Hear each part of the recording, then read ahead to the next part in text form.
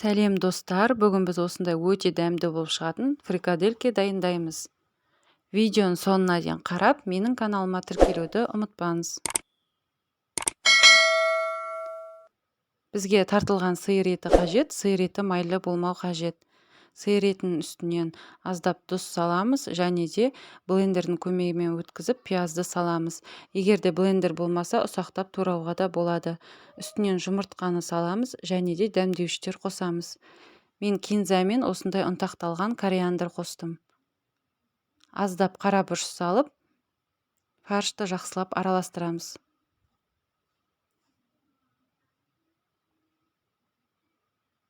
Араластырып болдық. Енді осы видеодағыдай фаршты аздап осылай ұрғылайтын боламыз. Сол кезде фрикадельке өте жақсы болып шығады. Мінекей дайын болды. Енді противенге пергамент қағазын төсеп дайындап аламыз.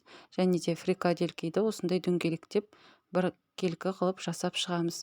Осы уақыт аралығында пешімізді 170 градусқа қыздырып қоямыз. Барлығын осылай дөңгелектеп жасап шығамыз.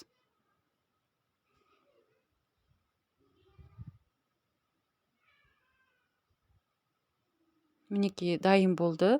Енді қызып тұрған пешке 20 минутқа пісіріп аламыз.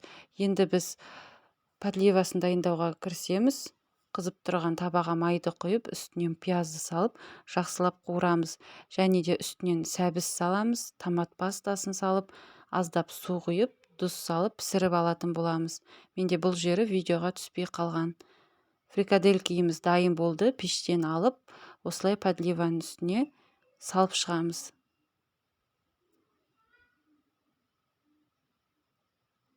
Және де қақпағын жауып, 10 минут көлеміне бұқтырып қоямыз.